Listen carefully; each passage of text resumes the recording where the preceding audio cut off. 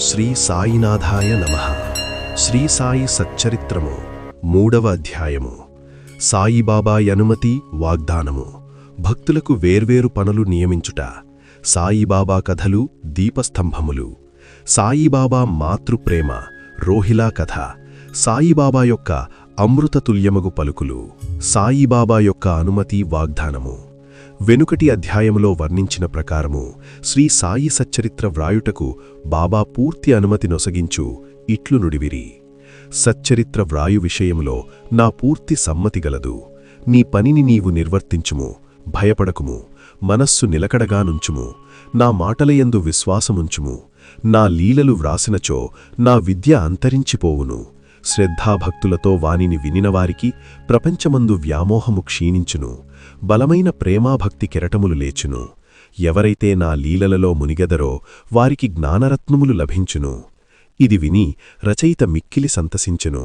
వెంటనే నిర్భయుడయ్యెను. కార్యము జయప్రదముగా సాగునను ధైర్యము కలిగెను. అటుపైని మాధవరావు దేశపాండే శ్యామావైపు తిరిగి బాబా ఇట్లనెను. ప్రేమతో నా నామమునుచ్చరించిన వారి కోరికలన్నీయూ నెరవేర్చెదను. వారి భక్తిని హెచ్చించెదను. వారిని అన్ని దిశలందూ కాపాడెదను. ఎవరైతే మనఃపూర్వకముగా నాపై పూర్తిగా ఆధారపడియున్నారో వారి కథలు వినునప్పుడు అమితానందమును పొందెదరు. నా లీలలను గానం చేయువారికి అంతులేని ఆనందమును శాశ్వతమైన తృప్తిని ఇచ్చెదనని నమ్ముము. ఎవరైతే నన్ను శరణువేడెదరో, భక్తి విశ్వాసములతో నన్ను పూజించెదరో, నన్నే స్మరించెదరో, నా రూపమును తమ మనసున నిలుపుకొనెదరో వారిని దుఃఖబంధనముల నుండి తప్పింతును. ప్రాపంచిక విషయములన్నింటినీ మరచి నా నామమునే జపించుచు, నా పూజనే సల్పుచు, నా లీలలను చరిత్రమును మననము చేసుచు ఎల్లప్పుడూ నన్ను జ్ఞప్తియందుంచుకొనువారు ప్రపంచ విషయములందెట్లు తగులుకొందురు? వారిని మరణము నుండి బయటకు లాగెదను. నా కథలు వినినచో సకల రోగమును నివారింపబడును. కావున భక్తిశ్రద్ధలతో నా కథలను వినుము, వానిని మనమున నిలుపుము. ఆనందానికి తృప్తికి ఇదే మార్గము. నా భక్తుల యొక్క గర్వ అహంకారములు నిష్క్రమించును. నా లీలలు వినువారికి శాంతి కలుగును. మనఃపూర్వకమైన నమ్మకము గలవారికి శుద్ధ చైతన్యముతో తాదాత్మ్యము కలుగును.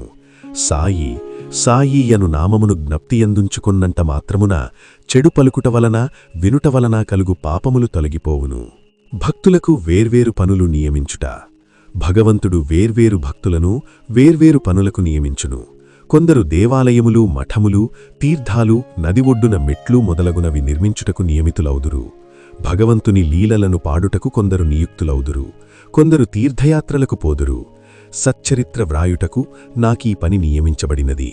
విషయ జ్ఞానము శూన్యము గనుక ఈ పని నా అర్హతకు మించినది. అయినచో ఇంత కఠిన కార్యము నేనెందుకామోదించవలసి వచ్చెను? సాయిబాబా జీవిత చరిత్రను వర్ణించగలవారెవ్వరు? సాయి యొక్క కరుణయే ఇంత కఠిన కార్యమును నెరవేర్చు శక్తిని నాకు ప్రసాదించినది. నేను చేత కలము పట్టుకొనగానే సాయిబాబా నా అహంకారమును పరిహరించి వారి కథలు వారే వ్రాసికొనిరి. కనుక ఈ గ్రంథం వ్రాసిన గౌరవము సాయిబాబాకే చెందునుగాని నాకు కాదు. బ్రాహ్మణుడనై పుట్టినప్పటికిని స్మృతి శృతి అను 2 కళ్ళు లేకుండటం చేత సాయి సచ్చరిత్రను నేను వ్రాయలేకుండిని. కాని భగవంతుని అనుగ్రహము మూగవాణ్ణి మాట్లాడునట్లు చేసును, కుంటివాణ్ణి పర్వతం దాటునట్లు చేసును. తన ఇచ్ఛానుసారము పనులు నిర్వర్చుకొను చాతుర్యము ఆ భగవంతునికే గలదు. హార్మోనియం గాని వేణువు గాని ధ్వనులు ఎట్లు వస్తున్నవో తెలియదు. అది వాయించేవాడికే తెలుసు. చంద్రకాంతము ద్రవించుట, సముద్రము పొంగుట వానివాని వల్ల జరుగవు. అవి చంద్రోదయం వల్ల జరుగును. బాబా కథలు దీపస్తంభములు. సముద్ర మధ్యంలో దీపస్తంభములుండును. పడవలుపై పోవువారు ఆ వెలుతురుతో రాళ్ళు రప్పల వల్ల కలుగు హానులను తప్పించుకుని సురక్షితముగా ప్రయాణింతురు. ప్రపంచమును మహాసముద్రంలో బాబా కథలు దీపాలు దారిచూపును. అవి అమృతం కంటే తీయగా నుండి ప్రపంచయాత్ర చేయు మార్గమును సులభముగాను సుగమముగాను చేయును. యోగీశ్వరుల కథలు పవిత్రములు. అవి మన చెవుల ద్వారా హృదయమన్ను ప్రవేశించినప్పుడు శరీర స్పృహను, అహంకారమును, ద్వంద్వభావములను నిష్క్రమించును. మన హృదయమందు నిల్వ ఉండిన సందేహములు పటాపంచలైపోవును. శరీర గర్వము మాయమైపోయి కావలసినంత జ్ఞానము నిల్వచేయబడును. శ్రీసాయిబాబా కీర్తి వర్ణనలు ప్రేమతో పాడినాగాని వినినాగాని భక్తుని పాపములు పటాపంచలగును. కాబట్టి ఇవే మోక్షమునకు సులభ సాధనములు.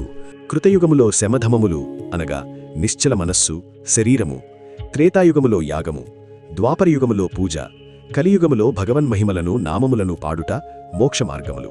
4 వర్ణాల వారు ఈ చివరి సాధనమును అవలంబించవచ్చు. తక్కిన సాధనములు అనగా యోగము, యాగము, ధ్యానము, ధారణము అవలంబించుట కష్టతరము. కాని భగవంతుని కీర్తిని, మహిమను పాడుట అతి సులభము. మన మనస్సును మాత్రము అటువైపు త్రిప్పవలెను. భగవత్కథలను వినుట వలన, పాడుట వలన మనకు దేహాభిమానము తొలగిపోవును. అది భక్తులను నిర్మోహులుగా చేసి తుదకు ఆత్మసాక్షాత్కారం పొందునట్లు చేయును. ఈ కారణము చేతనే సాయిబాబా నాకు సహాయపడి నాచే ఈ సచ్చరితామృతమును వ్రాయించెను. భక్తులు దాన్ని సులభంగా చదవగలరు, వినగలరు. చదువునప్పుడు, వినునప్పుడు బాబాను ధ్యానించవచ్చును. వారి స్వరూపమును మనసున మననము చేసుకొనవచ్చును. ఈ ప్రకారముగా గురువునందు, తదుపరి భగవంతుని యందు భక్తి కలుగును. తుదకు ప్రపంచమందు విరక్తి పొంది ఆత్మసాక్షాత్కారం సంపాదించగలుగుదుము. సచ్చరితామృతము వ్రాయుట, తయారు చేయుట బాబా యొక్క కటాక్షము చేతనే సిద్ధించినవి. నేను నిమిత్తమాతృనిగానే ఉంటిని. సాయిబాబా యొక్క మాతృప్రేమ. ఆవు తన దూడనెట్లు ప్రేమిస్తుందో అందరికీ తెలిసిన విషయమే. దాని పొదుగు ఎల్లప్పుడూ నిండియే ఉండును. దూడకు కావలసినప్పుడెల్లా కుడిచినచో పాలు ధారగా కారును. అలాగుననే బిడ్డకు ఎప్పుడు పాలు కావాలో తల్లి గ్రహించి సకాలంలో పాలిచ్చును. బిడ్డకు గుడ్డలు తొడిగించుటలోనూ, అలంకరించుటలోనూ తల్లి తగిన శ్రద్ధ తీసుకుని సరిగా చేసును. బిడ్డకు ఈ విషయమేమియూ తెలియదుగాని తల్లి తన బిడ్డలు చక్కగా దుస్తులు ధరించి అలంకరింపబడుతున్నారని చూసి అమితానందము పొందును. తల్లి ప్రేమకు సరిపోల్చదగినదేదియూ లేదు. అది అసామాన్యము, నిర్వ్యాజము. సద్గురువులు కూడా ఈ మాతృప్రేమ వారి శిష్యులందు చూపుదురు. సాయిబాబాకు కూడా నాయందు అట్టి ప్రేమయుండెను. దానికి క్రింది ఉదాహరణ ఒకటి. 1916వ సంవత్సరంలో నేను సర్కారు ఉద్యోగము నుండి విరమించినాను.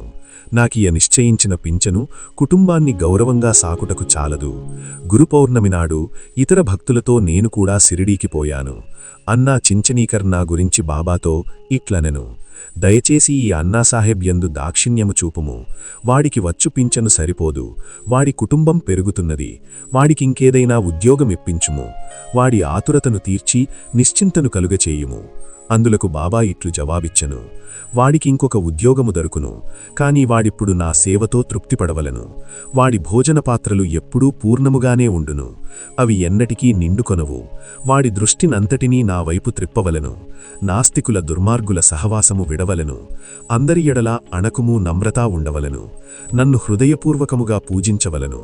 వాడిట్లు చేసినచో శాశ్వతానందము పొందును. నన్ను పూజింపుడను దానిలోని ఈ నన్ను అనగా ఎవరు అను ప్రశ్నకు సమాధానము ఈ గ్రంథము యొక్క ఉపోద్ఘాతములో సాయిబాబా ఎవరు అను శీర్షిక క్రింద చెప్పిన దానిలో విశదీకరించబడి ఉన్నది. చూడుండి. రోహిల్లా కథ. రోహిల్లా కథ విన్నచో బాబా ప్రేమ ఎట్టిదో బోధపడును. పొడగాటివాడు, పొడగైన చొక్కా తొడిగినవాడు, బలవంతుడునైన రోహిల్లా ఒకడు సాయి కీర్తి విని ఆకర్షితుడై సిరిడీలో స్థిరనివాసమేర్పరుచుకొనెను.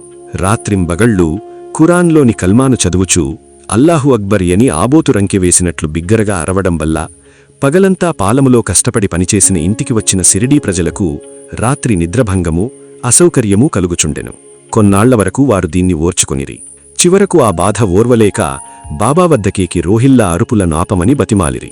బాబా వారి ఫిర్యాదును వినకపోవడమే కాదు, వారిపై కోపించి వారి పనులు వారు చూసుకోవలసిందే కాని రోహిల్లా జోలికి పోవద్దని మందలించెను. రోహిల్లాకు ఒక దుర్భాగ్యపు భార్య ఉన్నదనియూ, ఆమె గయ్యాలి అనియూ, ఆమె వచ్చి రోహిల్లాను తనను బాధపెడుతున్నదనియూ, రోహిల్లా ప్రార్థనలు విని ఆమె ఏమీ చెయ్యలేక ఊరకయుండుననియూ బాబా చెప్పెను. నిజంగా రోహిల్లాకు భార్యయే లేదు. భార్య అనగా దుర్బుద్ధి అని బాబా భావము. బాబాకు అన్నింటికంటే దైవ ప్రార్థనల యందు మిక్కుటమైన ప్రేమ. అందుచే రోహిల్లా తరపున వాదించి ఊరిలోని వారిని ఓపికతో నోర్చుకుని ఆ అసౌకర్యమును సహించవలసిందనియూ, అది త్వరలో తగ్గుననియూ బాబా బుద్ధి చెప్పెను. బాబా యొక్క అమృతతుల్యమగు పలుకులు. ఒకనాడు మధ్యాహ్నము ఆరతయిన తర్వాత భక్తులందరూ తమ తమ బసలకు పోవుచుండెను.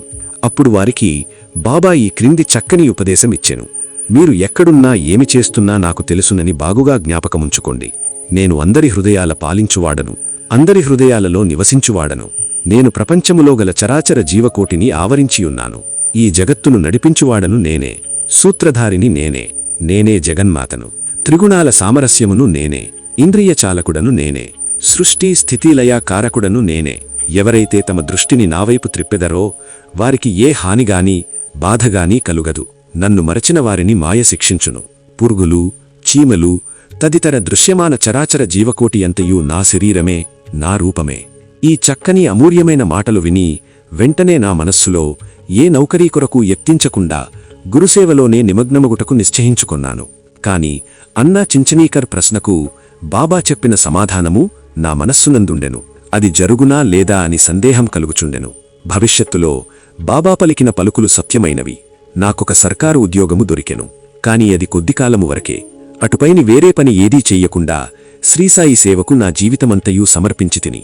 ఈ అధ్యాయమును ముగించబోవు ముందు చదువురలకు నేను చెప్పుదేమిటంటే, బద్ధకము, నిద్ర, చంచల మనస్సు, దేహాభిమానము మొదలైనవి విడిచి వారు తమ యావద్దృష్టిని సాయిబాబా కథల వైపు త్రిప్పవలెను.